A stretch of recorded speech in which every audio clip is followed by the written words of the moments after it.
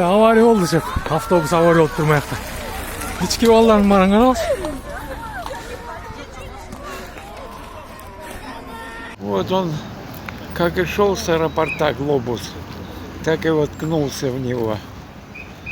Было в автобусе 24 человека. Вот. 10 человек нормально, а 14 увезли в больницу. Вот. Ну все уже вон там подметают глобус. Вот. Без смертей, надеюсь?